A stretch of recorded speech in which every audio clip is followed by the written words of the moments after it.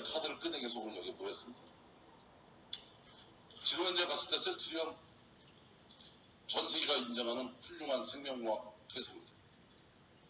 그래서 이제 회사의 미래를 위해서 더 이상 소액주들의 피해를 막기 위해서 내가 가진 것을 전부 포기하려고 빠르면 5월 말, 늦으면 아마 6월까지 첫 번째 제품이 EU 승인받는데 사실상 문제가 없을 겁니다. 그래서 EU 승인이 끝나고 나면 제가 가지고 있는 셀트리온 주식, 셀트리온 제약 주식, 셀트리온 헬스케어 주식을 다국적 제약회사에 매각하려고 합니다. 회사는 좋아질 거라고 생각합니다. 다만 주인이 다국적 회사로 바뀌겠죠. 그리고 불행하게도 대한민국이 개발 생산 기지로 전락하겠죠. 그래서 회사에서는 이익이라고 생각하고 국가에는 손실이라고 생각합니다. 금융당국한테 당부드리고 싶은 말이 있습니다. 비정상적인 공매도엔 시스템이 작동하지 않고 있다는 점, 이것을 깊이 스터디해 주시기 바랍니다. 그리고 있는 규정을 작동시켜 주기 바랍니다. 그래서 공식적으로 정부 차원의 조사를 요구합니다. 코스닥 기업의 공매도를 허용했던 건 잘못됐다고 생각합니다. 그래서 코스닥 제도의 기업에 허용되어 있던 공매도 제도는 다시 한번 정부 당국도 검토를 해줄 수 있다고 생각합니다. 주가 시세 조종 의혹을 받아온 서정진 셀트리온 회장이 결국 검찰에 고발되면서 후폭풍이 거셀 것으로 보입니다. 코스닥 시가총액 1위인 셀트리온의 주가 하락과 소액주주들의 반발이 예상됩니다. 김지선 기자입니다. 증권선물위원회는 서정진 회장이 계열사 사장, 회사 임원들과 짜고 세 차례에 걸쳐 시세를 조정한 것으로 보고 있습니다. 실적 논란에 따른 주가 급락을 막기 위해 회사 돈을 동원해 주가를 조작했다는 의혹입니다. 하지만 셀트리온 측은 회사를 공격하는 공매도 세력에 대응하기 위해 주가를 일정 수준으로 유지했을 뿐 이득을 취하기 위한 의도가 없었다는 입장입니다. 서 회장은 지난 4월 공매도 세력에 시달리고 있다며 자신이 가진 지분을 전부 외국계 제약회사에 매각하겠다고 밝혀 파문을 일으켰습니다. 서 회장이 검찰에 고발되면 셀트리온은 일대 위기를 맞을 것으로 보입니다. 6만 원대로 치솟았던 셀트리온은 주가 조작 논란이 불거지면서 현재 4만 6천 원대로 떨어진 상태입니다. 또 셀트리온 측 입장에 서서 금융당국의 조치를 비판해온 소액 주주들의 반발도 예상됩니다. 이들은 당국이 공매도 세력에게 면죄부를 주고 회사와 자신들에게 화살을 돌리고 있다며 단체 행동에 나설 것을 천명했습니다.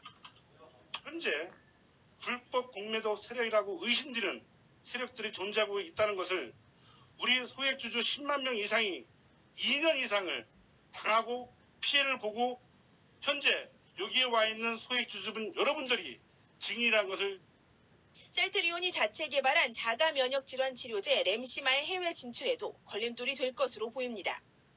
최대 주주의 지분 매각 작업에 어떤 영향을 줄지도 주목됩니다. 셀트리온은 지난 1일 공시를 통해 최대 주주인 셀트리온 홀딩스가 주관사를 통해 매각 대상 회사를 물색하고 있다며 구체적인 내용은 아직 확정되지 않았다고 밝혔습니다. 뉴스와의 김지선입니다. 네, 안녕하세요. 신박사 인사드리겠습니다. 2020년 7월 26일 일요일 오후입니다. 먼저 오늘 인트로 영상은 어떻게 보면 좀 굉장히 엄숙한 내용이죠.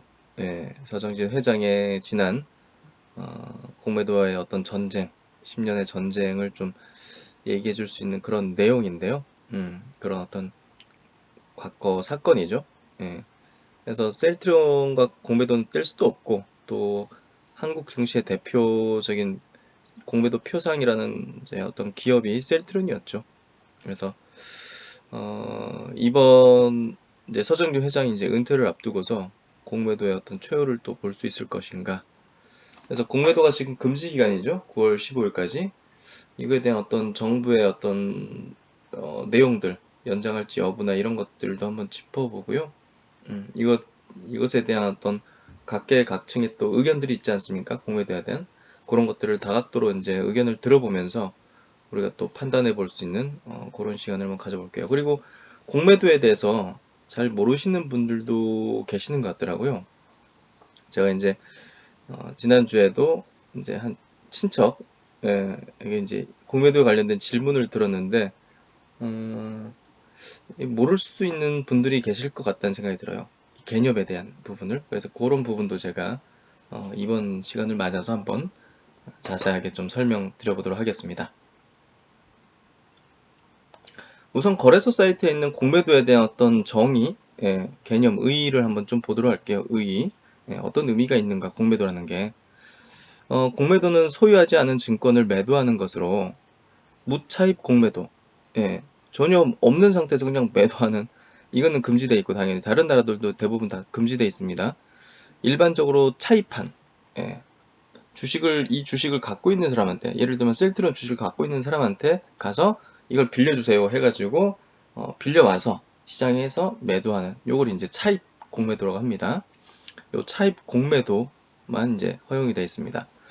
그래서 투자자는 자신이 보유한 증권의 가격 하락에 따른 손실을 회피, 이제 해지 기능이죠.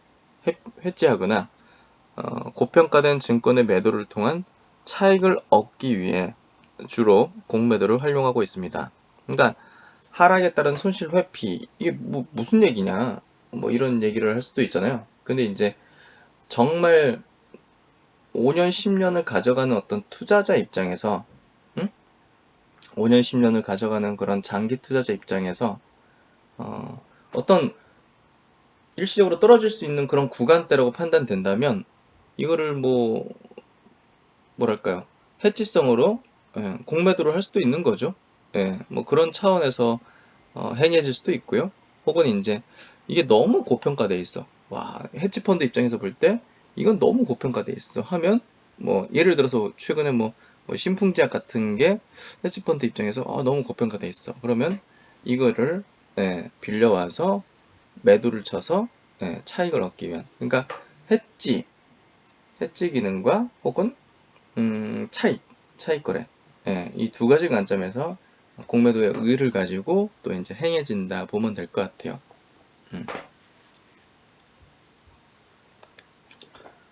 그래서 이제 공매도는 주식시장에 추가적인 유동성을 공급하여 가격 발견의 효율성을 제고하고 투자자의 거래 비용을 절감합니다.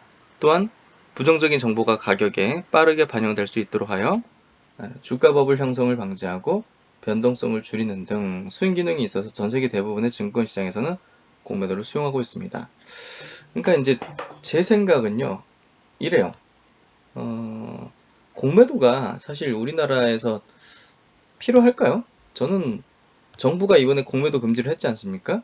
그러니까 주식시장에 주식이 상승하고 주식이 좋아지는 데 있어서 공매도가 안 좋다는 생각을 정부도 할 수 있을 거예요.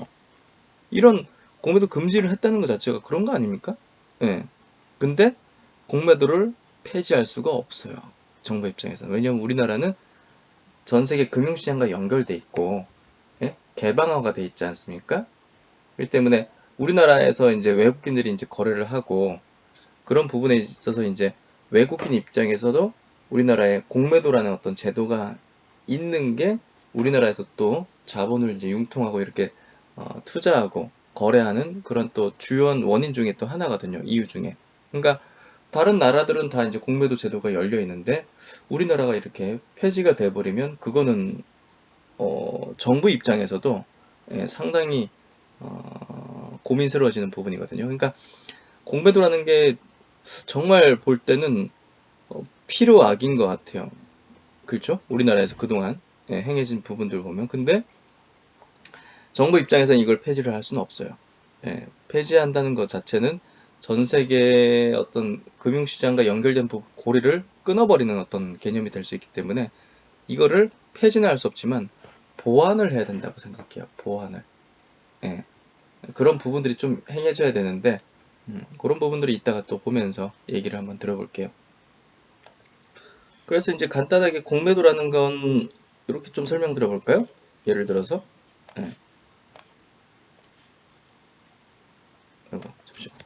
셀트리온의 주식을 이제 공매도를 친다고 봅시다. 어떤 A라는 어떤 기관이. 그러면 이제 주식을 빌려와요. B라는 어떤 투자자, 장기 투자자한테 빌려와요. 뭐 한 10만 주를 빌려옵니다. 10만 주를 빌려와서 이자를 주겠죠? 예, 연 우리가 한 10% 줄게. 이런 식으로. 그러니까 이제 뭐 당연히 해주죠. 예, 팔 생각이 없었던 장기 투자자 입장에서는 대체적으로 그런 경향이 커요. 예, 그래가지고 10%뭐 연 이자 주면서 뭐 어떤 계약을 맺겠죠? 뭐 1년, 2년, 뭐 6개월 이렇게 계약 단위도. 그래서 이거를 이제 10만 주 빌려와서 예, 여기 32만 원에 공매도를 합니다. 예, 32만 원에 공매도를 해요. 근데 이제 공매도는 업택 룰이라고 있어가지고요. 이 매수 호가에 던지면서 공매도를 할 수는 없어요. 여기다 이제 걸어 놓는 거죠. 여기다가 물량을 쌓아 놓는다고 하죠. 여기 쌓아 놓는 개념으로 공매도는 이제 거래를 할 수 있어요. 그래서 공매도를 32만 원에 매도를 해요. 매도를 해요. 그리고 나서 셀트론에 그동안 해왔던 어떤 공매도 패턴은 그런 거죠. 공매도를 치면서 악성 루머를 퍼뜨려요. 그러면 이게 막 폭락하겠죠. 예. 여기 이게 진짜 뭐 한 20만 원까지 빠져요. 20만 원까지 빠지면 여기서 환 매수를 합니다. 예. 10만 주 여기서 매도했다가 여기서 10만 주를 매수해요. 그러면 차액이 12만 원이 발생하죠. 주당 12만 원 수익을 거두는 거예요. 이게 이제 공매도라는 거예요. 우리가 일반적으로 거래하는 매수를 해서 매도를 높은 가격에 매도를 하는, 낮은 가격에 매수해서 높은 가격에 매도하는, 그래서 뭐 12만 원을 벌었다 이런 개념하고 완전 반대되는 개념이죠. 그러니까 높은 가격에 매도해서 낮은 가격에 매수를 해서 그 차액을 수익을 내는 게 공매도라는 거죠. 근데 이제 공매도라는 게 셀트론에 행해졌던 공매도는 그동안 어떤 터무니없는 악성 루머, 서정진 회장 도수설, 사망설, 분식 회계설, 임상 실패설, 임상 시험 도중 환자 사망설 이런 것들을 같이 내보내면서 폭락을 시키는 투매율을 유발하고 이제 그런 것들이 행해졌기 때문에 이 셀트론에 대한 공매도는 악의적이었다라고 우리가 표현을 그동안 해왔고 인식되어져 왔죠. 그냥 뭐 너무 막 고평가돼 있어. 예를 들어서 뭐 신풍지역이 고평되는지 100% 확신할 수 없지만 하여튼 이게 여기까지 이렇게 올라와가지고 이거는 이제 너무 과도하다 해가지고 여기서 뭐 공매도를 치워가지고 뭐 요정도에서 환매수해서 돈을 버는 차익 거래라든지 이런 거는 솔직히 이해가 돼요. 근데 이제 정말 실적 바탕으로 고성장하고 있는 뭐 셀트론이라는 어떤 종목에 대해서 우리나라에서 압도적인 공매도 비중과 금액을 갖고 있다는 것 자체가 희한한 거죠. 희한한 거죠, 희한. 그게 이제 일단은 셀트론에는 공매도가 이거는 뭐 돈 벌려 들어온 게 아닌 것 같다. 악의적인 어떤 의도가 있다. 이렇게 그리고 기업을 죽이기 위해서 과거에 이제 공매도가 행해졌고 지금까지 이어지고 있다. 이런 인식을 하게 되는 거죠. 그래서 이제 차입 공매도가 이제 외적으로 허용된 거 이제 보면 차입 공매도만 허용하므로 우리 증권시장에서는 신용 대주거래 또는 대차거래 등에 의하여 차입한 증권에 대해서만 공매도로 호가할 수 있습니다. 그래서 대차거래를 통한 차입 공매도 흐름을 보면요, 이 중개기간이 있습니다. 예탁, 잠시만요. 예탁원과 중금. 여기 이제 기관들만 이제 받아요. 개인들은 접근할 수가 없어요.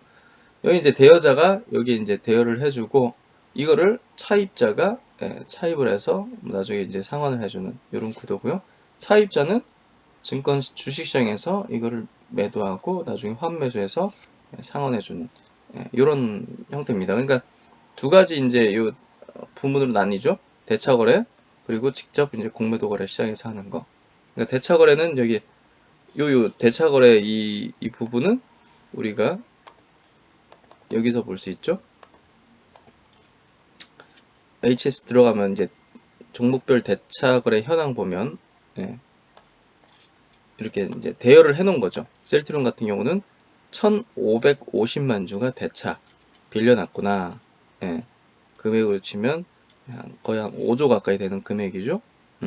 여기 이제 대차돼 있는 거고, 이게 공매도를 하게 되면 여기 이제 매일마다 표시되죠. 공매도 수량.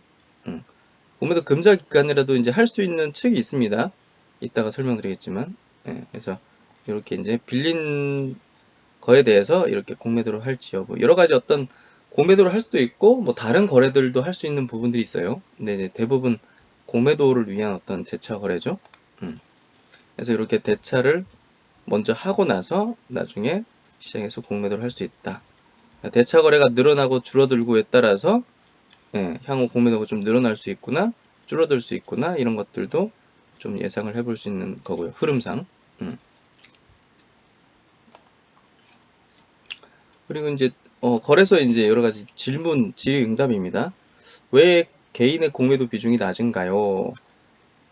이제 개인도 원천적으로 차단되는 건 아니에요. 공매도가 원천적으로 차단되는 건 아닌데 하기가 어렵죠. 이 아까 이제 여기 중개기관에서 이제 기관에게만 빌려주고 뭐 이런 게 있기 때문에 증권사 차원에서 또 이제 개인 대상으로 해줄 수도 있지만, 사실 이 공매도라는 게 이런 특성이 있어요. 공매도라는 게 우리가 만약에 셀트론을 32만원에 이제 매도를 했어요. 공매도를. 그러면 이제 최대 손실을 보는 건 마이너스 100%예요. 이게 이제 뭐 상폐된다든지 망한다든지, 그렇죠? 근데 이게 올라가는 건 무제한이에요. 이게 100만원 될 수도 있고 500만원이 될 수도 있는 거예요. 테슬라 보세요. 그렇잖아요. 그러니까 손실은 무제한이에요. 이 점상으로 그냥 100만원까지 다이렉트로 날라버리면 원금의 3배 되는 금액이 마이너스 돼버렸잖아요. 원금을 넘어서는 손실이 발생하잖아요. 그렇기 때문에 이게 신용도가 확인된 사람들, 신용도나 자금 등에서 확실한 사람들, 그런 사람들에만 허용할 수가 있어요. 공매도라는 걸. 그렇기 때문에 기관은 이제 기본적으로 이제 자본금이라는 게 있고 엄청 거대한 그런 것들, 그리고 이제 신용도라든지 이런 것들이 개인에 비해서 월등하죠. 그리고 이제 빌려주는 입장에서도 주식을 대차해주고 빌려주는 입장, 그리고 중개해주는 어떤 기관 측에서도 기관은 그냥 해줄 수 있는 거죠. 아니, 신용도 문제 없으니까, 안 갚을 그게 없으니까. 근데 이제 개인들에게 빌려주는 차원에서는 이게 상당히 까다로워지고 있는 거고 엄격한 거죠. 만약에 정말 저게 두세 배 더 날라가 버리고 하면 채무 불이행할 수 있는 그런 가능성이 있으니까, 그런 부분 때문에 차입 단계에서 일단은 개인보다 기관이 월등하다, 그런 부분이 있는 것 같고요. 그래서 이제 빌려주는 측에서도 개인에 대해서는 상당히 소극적일 가능성이 높은 거죠. 그래서 이런 어떤 이유 때문에 증권 차입에 있어서 제약 등으로 우리들 시장에서 개인의 공매도 비중이 낮은 것으로 판단하고 있다. 그래서 이제 개인 투자자 입장에서도 주가 하락에 원활하게 대응할 수 있도록 이제 개별 주식 관련된 파생상품, 주식 선물 같은 게 상장되어 있죠. 그래서 우리가 삼성전자가 떨어질 것 같다면 주식 선물 매도를 할 수 있고요. 그리고 셀트리온 주식이 떨어질 것 같다 하면 주식 선물 매도를 할 수가 있어요. 그래서 그 상품들을 통해서 이제 개인 투자자도 좀 이런 것들을 보완적으로 공매도에 대해서 직접적으로 하기 좀 어려운 이런 환경 하에서 그 파생상품 주식 선물을 이용하시라는 차원에서 이렇게 좀 상장이 돼 있다는 걸 이제 얘기하고 있는 것 같아요. 그리고 이제 또 질문 많이 하는 것 중에 이런 게 있다고요. 업팅 룰이 면제가 되는 경우가 있나요? 이 질문인데요. 요거 이제 뭔지 한번 좀 말씀드려 볼게요. 아까 이제 간단하게 잠깐 설명드렸었는데, 공매도를 치는 쪽에서는 이거를 뭐랄까요, 자기가 이제 들고 있는 주식을 공매도를 하려는 주식을 여기 매수 호가에 던지면서 공매도를 할 수가 없어요. 아까 여기다가 이제 올려놓는다고 했죠. 여기다가. 그러니까 이게 업팅 룰이에요. 이걸 업팅 룰이라고 해요. 그러니까 이쪽으로 이제 매도를 할 수 있으면 굉장히 시장에, 예, 그 시세에 다이렉트 영향을 주는 거잖아요.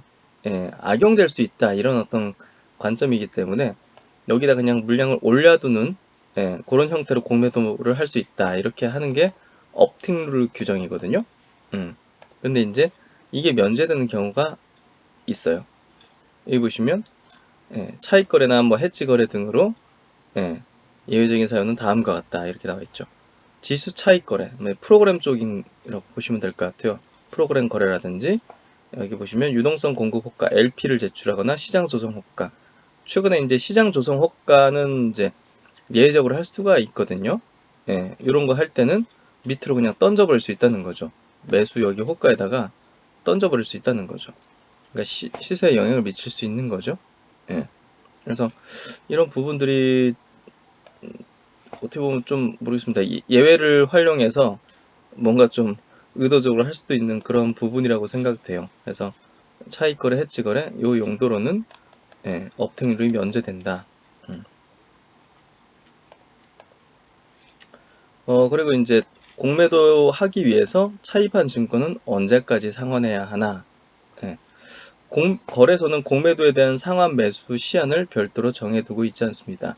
다만 증권 차입 시 대여자와 정한 상환 기한 내에 투자자가 적절한 매수 시점을 판단하여 상환 매수한 후 증권을 상환하여야 합니다.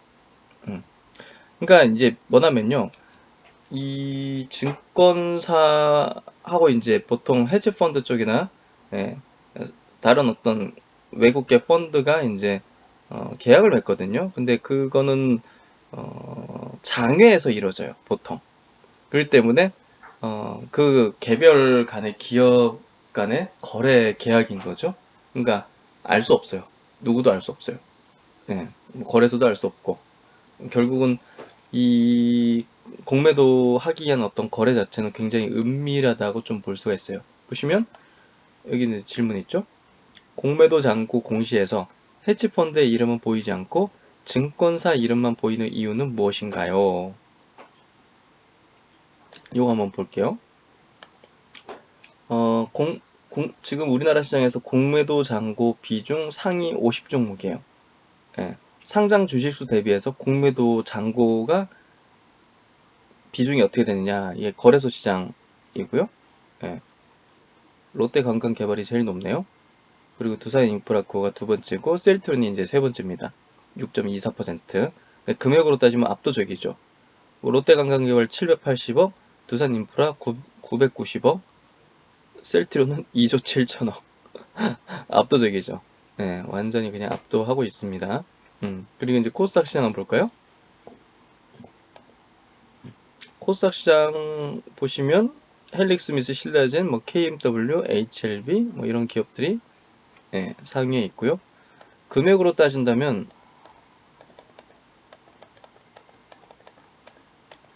예, 셀트론 헬스케어가, 예, 두 번째로 많죠. HLB의 다음으로 2,800억.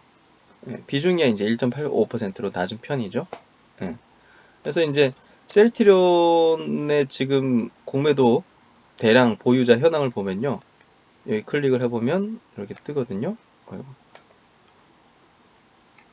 예, 골드만삭스, 메릴 린치, 모건 스탠리, 예, 크레디스 스위스, 이제 CS라고 불리죠.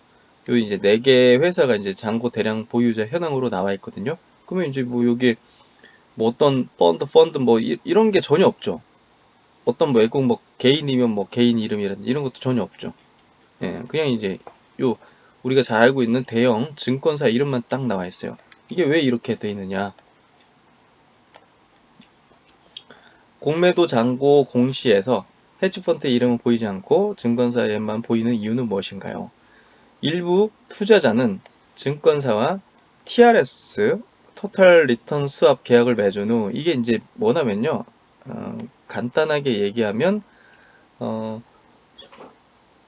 그 총 수익에 대해서 위험은, 예, 그냥 계약을 맺는 거예요. 나중에 공매도 쳐가지고 수익 나는 거 우리가 다 가져가고 그 위험도 우리가 떠안는다. 이거를 이제 그 현금 흐름을 거래를 맺는 거예요. 현금 흐름 거래를 맺는 거예요. 예. 어떤 건지 아시겠죠? 그러니까 주식을 대여해가지고 이런 거 하는 행위 모두는 증권사에 위임하는 거예요. 위탁하고 증권사 이름으로 하도록 하고 그거에 따른 현금 흐름이나 손실 가능성 이런 것들은 다 그걸 의뢰한 예를 들면 뭐 A 헤지 펀드가 다 가지는 거예요. 이런 계약을 이제 TRS 계약이라고 해요. 간단하게 표현하면. 그래서 증권사에게 공매도 주문 집행을 요청하고 손익만 정산받는 방식으로 공매도 거래를 하고 있습니다. 그러니까 우리가 누군지는 전혀 알 수가 없어요. 그 증권사, 모건스탠리라는 그 증권사하고 이렇게 이 장애로 이제 장애 파생성 개념으로 계약을 맺기 때문에 그 증권사만 알지 아무도 몰라요. 즉 투자자는 TRS 계약을 통해서 공매도 포지션을 증권사로 이전시키고 증권사가 대신 공매도를 집행하게 됩니다. 공매도 규제는 공매도를 실제로 한 주체에게 부과되므로 이 경우 증권사가 공매도를 실제로 한 주체, 증권사 다 이제 대리한 거예요. 이 TRS라는 계약을 맺기 때문에 이게 가능한 거예요. 뒤로 쏙 숨어 있는 거예요, 사실은. 이 경우 증권사가 공매도 장부 공시의 주체가 됩니다. 그래서 이 공매도 과열 종목으로 지정된 날에 왜 공매도 거래가 있나요? 그러니까 공매도 금지 기간이라든지 공매도 과열 종목으로 지정돼서 공매도가 금지되는 날에도 공매도가 약간 있거든요. 그 이유가 뭐냐? 그거 보면 이제 예외적으로 허용되는 상황도 있어요. 이렇게 유동성 공급자, LP, 시장 조성자 이게 가장 크고요. 파생상품 시장 조성자, 유동성 시장 조성자 이 개념으로는 그냥 금지 기간 상관없이 과열 종목 지정 상관없이 그냥 하는 거예요. 가능한 거예요. 그러니까 지금도 보면 이제 셀트런드에 대해서 보면 이 특정 증권사가 계속 똑같이 올라와 있죠. 그래서 그런 것들이 결국은 유동성 시장 조성사 이 관점으로 거래를 하는 거예요. 그러니까 장 초반에 이런 데서 매도를 하는 경향이 큰 것 같고요. 장 오후 막판 들어서 이걸 좀 환매수하는 개념으로 좀 하는 것 같아요. 이 시장 조종사 유동성이. 근데 셀트론 그룹주는 유동성이 굉장히 풍부한 기업이거든요. 그렇기 때문에 이런 게 사실 좀 필요한가 하는 생각이 좀 들어요. 모르겠습니다. 하여튼 그래서 판단은 이제 여러분들이 이제 하시는 거지만 이례적이다는 거는 확실한 거죠. 이례적이다. 셀트론 내에서 이런 게 필요하느냐?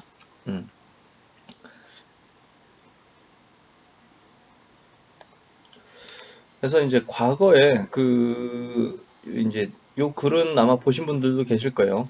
과거에 이제 서울대학교 법대 30회 동기회 홈페이지에서 경북법무법인 김세충 변호사가 셀트론과 관련해서 이제 쓴 글인데요. 여러분에게 한번 소개해드리면 좋을 것 같아서 한참 지난 거죠. 한 6, 7년은 지났을 겁니다. 근데 정말 좋은 어떤 의견을 주신 거라고 생각되고요.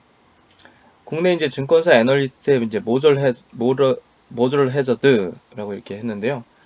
주식 공부를 좀 해본 이제 주식 투자자라면 국내 제도권 증권사 애널리스트 및 펀드 매니저의 퀄러티가 형편없이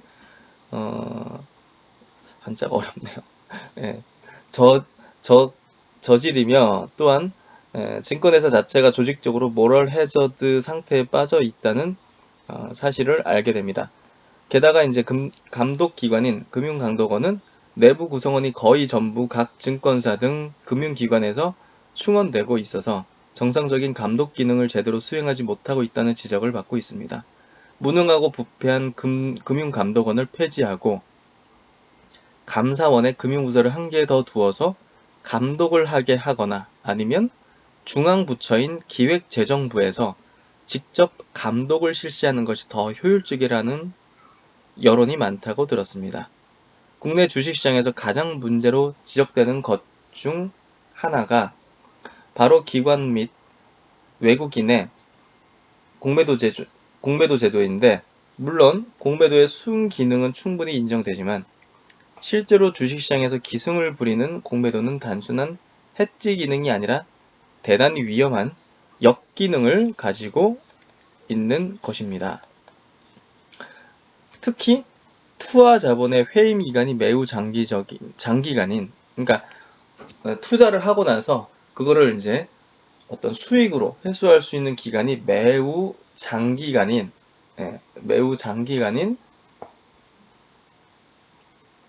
창조적인 벤처기업, 특히 이제 바이오 산업에서는 연구 개발 이후 임상 절차를 거친 다음에 식약처 승인 및 뭐 유럽의약청 FDA 뭐 이런 것들 승인 받기까지 오랜 기간과 많은 자본 투입을 필요로 하는데, 그러한 과정에서 자본 조달을 위하여 막대한 자금을 대출받아야 하고 투입 자본에 대응하여 이렇다 할 실제 매출과 영업이익이 장기간 창출되지 않는 엄청난 리스크를 부담하게 됩니다.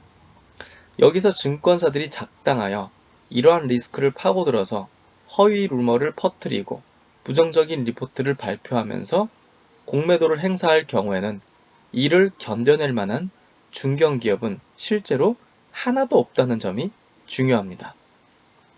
주식시장에서 공매도의 순기능은 충분히 인정되지만 적어도 투하 자본의 회임 기간이 길고 연구개발 단계부터 실제 매출 창출까지 어려운 경영 환경에 봉착하게 되는 창조적 벤처기업에 대하여는 국가가 기관 및 외국인의 공매도를 일부 제한하는 특별한 정책적인 배려가 반드시 있어야만 하는 것입니다. 맞죠? 예. 공매도 순기능도 인정되고 또 이게 글로벌적인 금융 어떤 개방된 국가 차원에서 인정 안 할 수도 없지만 우리나라의 특정 어떤 이런 기업들에 대해서는 이런 연구개발부터 실제 매출까지 시간이 필요한 그런 창조적인 기업들에 대해서는 국가가 공매도, 외국인과 기관의 어떤 공매도를 일부 제한하는 특별적인 정책적 배려가 필요한 거예요. 이건 당연하지 않습니까?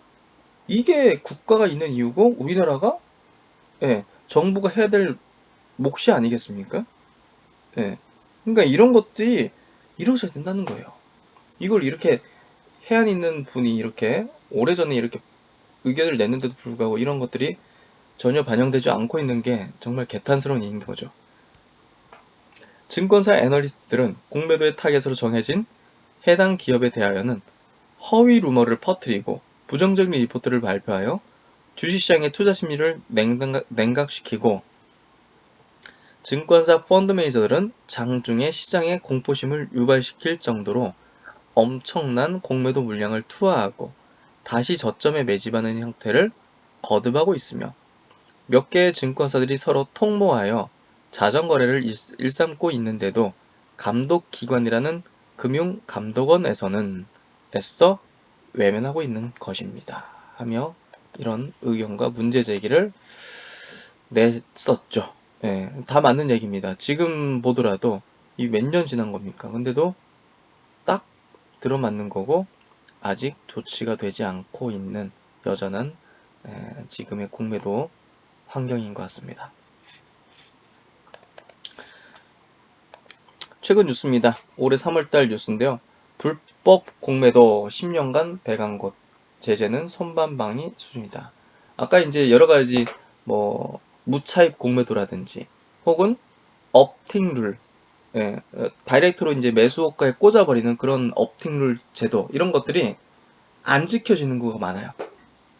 근데 그런 것들을 안 지키면 제재가 강해야 되지 않겠습니까? 근데 제재가 굉장히 약해서요, 그냥 그런 것들이 막 행해져요. 우리가 이제 경제사범들 같은 경우 사기치고 막 이렇게 작전하고 이런 것들이 100억, 200억을 벌어도 뭐 감옥 가서 막 한 2, 3년 갔다 오면 그냥 그거 안 내도 되는 거잖아요. 아니 그러니까 그런 사기라든지 이런 작전이라든지 뭐 이런 불법적인 것들이 이 자본시장이나 금융시장에서 계속 반복되고 있잖아요. 아니 법이 손방망이니까. 미국이나 이런 국가는 그냥 뭐 예를 들어서 미국에 이제 이번에 그 중국의 그 커피 회사죠. 제2의 스타벅스라고 불리는 그 회사 이제 분식한 게 밝혀지는 거 어떻겠습니까? 시가총액이 어마어마하게 컸지만 바로 상폐시켜 버렸죠. 그러니까 그런 것들이 우리나라에서는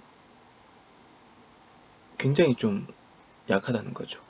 예, 이런 것들이 이 공매도에 대한 어떤 제도들이 있는데도 불구하고 규정들이 있는데도 불구하고 안 지켜지고 있다는 거죠.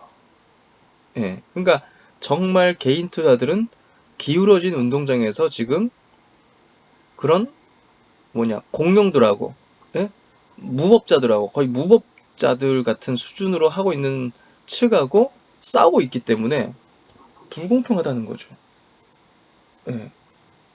공매도를 폐지해달라, 없애달라 이게 아니에요. 공정하게 해달라. 동등하게 해달라. 불법을 저지르지 않게 강력한 처벌을 해달라. 공매도의 순기능을 가지고서 하는 게 아니라 악의적인 기업을 죽이기 위해서 하는 그런 공매도들을 공부해보고 처벌을 해달라. 막아달라. 이런 거잖아요. 서정주 회장이 2013년도 그때 외쳤던 게 뭡니까? 그런 거를 깊이 한번 스터디를 해달라. 그런 외침을 무시하고 오히려 주가 조작범으로 몰아서 벌금을 집행했잖아요. 공정하게 해달라는 거예요. 공정하게 해달라. 보세요. 불법 공매도가 이렇게 되고 있는데 골드만삭스 보십시오. 75억 때려맞았죠. 그래도 하고 있을 거예요. 금융당국은 45곳에 대한 86억 과태료를 부과했고 56곳은 주의 처분만 내렸다. 불법 공매도는 시장 질서를 교란하는 요소지만 처벌이 솜방망이에 그치고 있다. 현행 자본시장법에는 공매도 금지 규정 위반에 대해서 과태료 부과 이외의 처벌 근거가 없다. 참 이렇습니다. 지금. 그래서 이제 지난 6월달에 이제 나온 기사인데요. 불법 공매도 발목 붙이게 9월 전에 처벌 강화한다. 그래서 지금 이런 것들에 대해서 좀 논의를 이제 하고 있고요. 8월에 이제 본격적으로 그런 논의들을 한다고 하죠. 불법 공매도 형사처벌도 이런 것들이 이루어져야죠. 형사처벌. 5년 10년 때려버려야 되는 거죠. 이거 프랑스나 이런 데서는 굉장히 셉니다. 예. 그 기업에 대한, 그 기관에 대한 제재를 아예 그냥 청산시킬 수도 있는 그런 강력한 처벌 규정이 있어요. 예. 부당이득의 5배까지 벌금 부과. 예. 한 20배 때려야 된다는 생각해요. 예. 그리고 이제 증권사의 업특률 예외도 없애야 된다. 이거 아까도 얘기했죠. 없애야 돼요, 이걸. 이거 악용한다니까요, 이걸? 실트론 장초반에 제가 볼 때는 업특률 무시하고 시장 조성, 유동성 조성하는 그 예외 규정을 가지고서 눌러 제끼고 있는 걸로 제가 보여요. 예. 제가 이제 그걸 정확히 그렇게 얘기하진 않았지만 이번에 공매도 이렇게 설명하면서 그걸로 제가 보이더라고요. 예. 100% 확신할 수는 없는 거니까 어떻게 그렇게 할지 맞지만 제 생각은 제가 본 바의 어떤 느낌은 이런 어떤 걸로 하는 것 같았어요. 예. 그래서 이제 이런 금융위가 불법 공매도에 맞서서 형사처벌 및 과징금을 신설하는 법률안을 다시 준비한다. 2년 전 처벌 강화안이 국회에 제출됐지만 20대 국회에서 통과하지 못함에 따라 21대 국회 개원에 맞춰서 신속히 추진하겠다는 입장이다. 이걸 왜 통과를 안 됐지? 금융위는 코로나19 여파로 현재 금지되어 있는 공매도 거래가 오는 9월 재개되기 전에 관련 제도를 개선하겠다는 의지다. 이거는 진짜 해야죠. 예.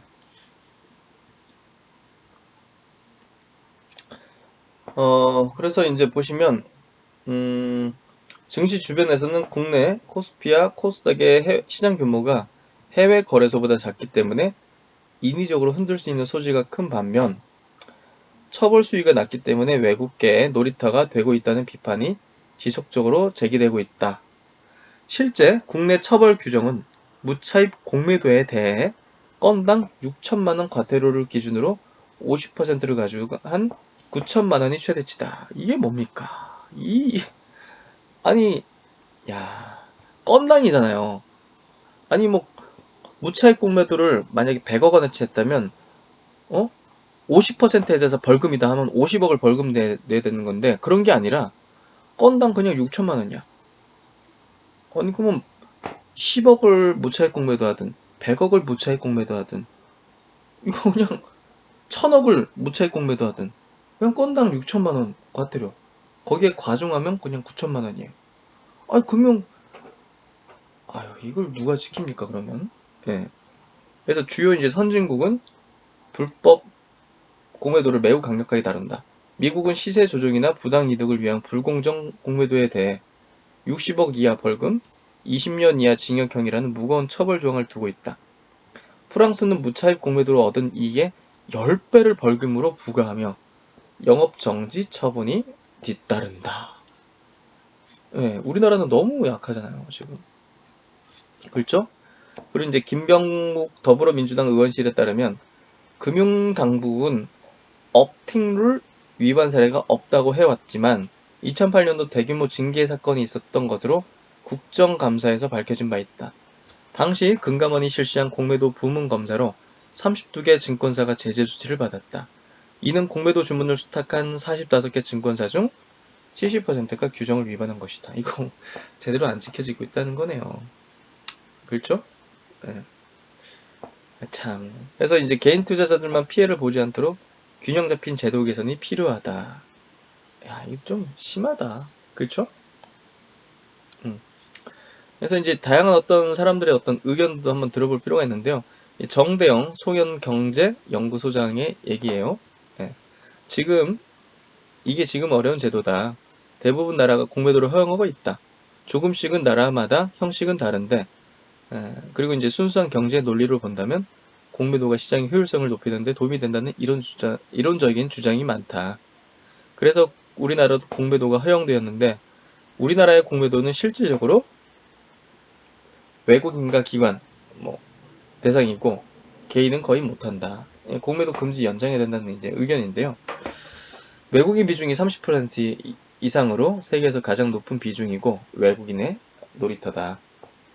외국인이 어떻게 움직이냐에 따라서 주식시장이 움직이는데 코로나 이후 개인 투자자가 이제 커지고 있다. 개인 투자자들 입장에서 생각할 때 주식시장에서 불리한 점이 공매도로가 생각하는 것 같다. 사실이죠. 예. 우리나라가 어떻게 보면 미국 시장처럼 그렇게 장기적인 투자를 해서 좋은 성과를 낼 수 있는 그런 시장의 어떤 환경과 성격이 되기 전까지는 사실은 셀트론이 매년마다 매출액이 증가하고 이익이 증가하고 성장을 해야 하는데도 불구하고 이런 기업의 공매도가 달라붙어 가지고 어마어마한 규모의 주식을 계속 공매도를 하면서 주가 상승을 막으면서 사실은 이런 성장하는 기업들이 자본시장에서 자본도 조달하고 원활하게 이럼으로써 이제 그 순기능이 돌아가는 건데 자사주 매입에 수천억을 쓸 수밖에 없는 상황을 만들어버리는 이게 정상적이느냐. 이거는 우리나라 시장 환경 자체가 미국이나 선진국과 완전 틀리다. 근데 그렇기 때문에 선진국의 그런 공매도 제도하고 좀 다른 어떤 형태로 제도 개선이 분명히 필요한 거죠. 그러니까 우리나라의 특수성을 인정해서 우리나라 주시장을 지키기 위해서 그리고 우리나라의 제대로 된 어떤 성장을 위해서도 다른 어떤 제도의 어떤 규정이 필요한 거죠. 그런 얘기를 하는 거고요. 또 이제 박연미 경제평론가 이분은 이제 공매도의 이제 순기능에 대해서 고려하고 공매도 폐지에 대해서는 논의가 좀 필요하다. 이런 얘기를 하고 있는 거고요. 여기서 이제 예시를 든 게 이런 거죠. 공매도라는 게 꼭 나쁘기만 한 제도는 아니거든요. 미국 사례를 들어보면 니콜라라는 수소 트럭 만드는 회사가 양산차 한 대도 없고 공장도 안 지었는데 주가가 폭등하고 있다. 만약 시제품 나왔을 때 이거 별거 아니네? 이게 재기능 못할 때면 공매도 같은 제도를 통해서 주가의 거품을 빼서 그런 기능도 있다. 이게 나왔을 때 별거 아닌 것 같으면 하락에 베팅할 수 있거든요. 하는데 모르겠습니다. 이게 무슨 논리인지 모르겠네요. 하여튼 그 공매도 승기능 대해서는 고려하지만 공매도 폐지 부분에서는 조금 심도 높은 논의가 필요하다 해서 조금 다른 어떤 제스처를 좀 보여주고 있는 내용 같고요. 기관 같은 경우는 지금 공매도 한시적 금지에도 불구하고 8천억이 넘는 공매도를 했어요. 그러니까 시장 조성자 뭐 이런 것들 예외 규정을 통해서 공매도를 계속 해오고 있는 거죠. 이 시즌에도 이렇게 많이 붙어있네. 엄청나게 지금 날라갔겠는데요. 이런 상황이 지금 계속 있고요. 여기 또 이제 정의연, 한투연 이제 대표 또 나와서 인터뷰한 내용은 2000년 공매도 금지 때는 유동성 공급자 예외 조항이 명시돼 있었으나 2011년과 올해는 없었다. 공매도 금지는 행정명령이기 때문에 거래소에 100% 받아들여져야 하고 예외적으로 이어지고 있다는 것은 불법이다. 공매도 거래가 금지된 지금도 기관 투자자의 무차입 공매도가 일상 다반사로 이뤄지는 것을 의심하고 있다. 오전에 무차입 공매도 했다가 오후에 상환하다 보니 실제로 나타난 것은 적은 양으로 나타나고 있다고 주장했다. 무엇보다 무차입 공매도 적발 시스템이 작동되지 않는다 하며 당국에서 전수조사를 해야 하는데 아직 한 적이 없다고 강조했다. 이에 대해서 한국거래소는요, 관련 법규에 따라서 처리했다는 입장이다. 거래소 관계자는 업무 규정에 시장 조성자에 대해서는 공매도 거래 예외로 분명하게 나와 있다. 법규적으로 논란이 될 상황이 아니라고 못 박았다.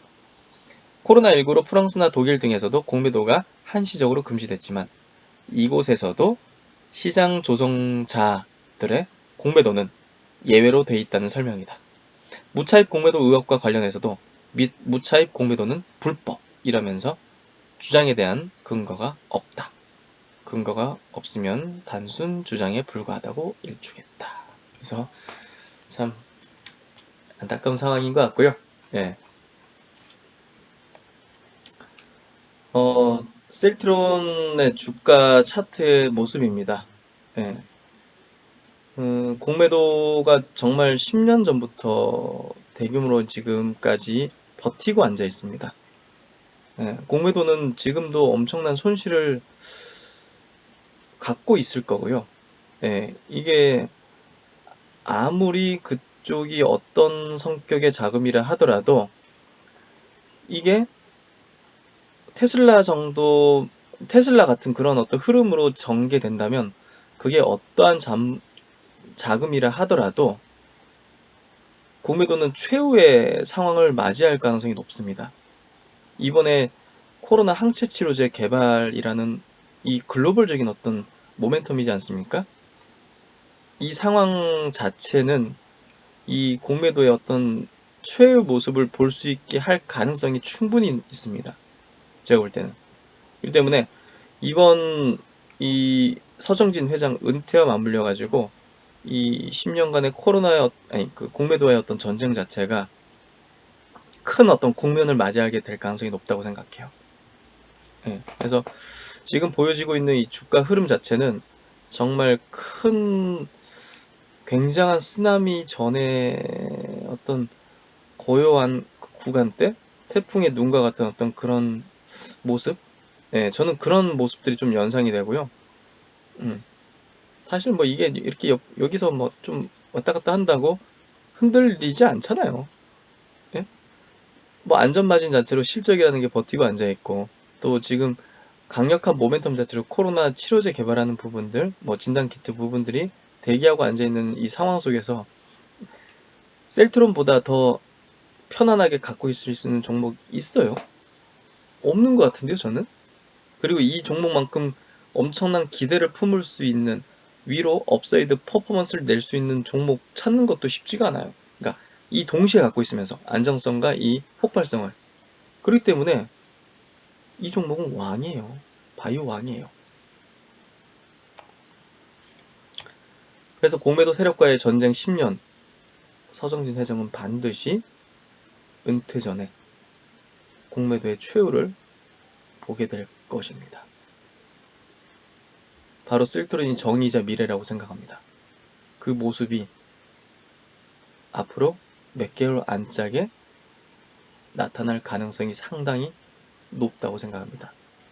서정진 회장의 10년의 울분, 제가 오늘 인트로 부분에서 보여드렸던 그 기자회견 떠올려 보십시오.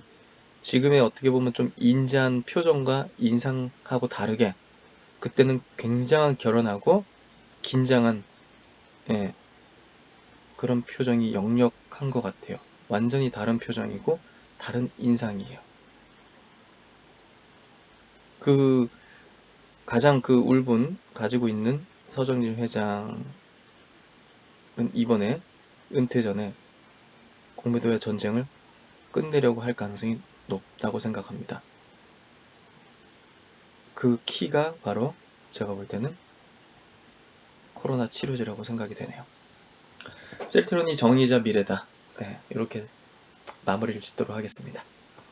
네, 즐거운 일요일 되시고요. 다음 주 너무 기대하다가 또 그러면 안 되니까 시세라는 게 셀트론을 믿고 가보도록 하겠습니다. 주말 마무리 잘 하시고요. 저는 또 다음 시간에 좋은 내용으로 찾아뵙겠습니다. 구독, 좋아요 꼭 부탁드리겠습니다. 감사합니다.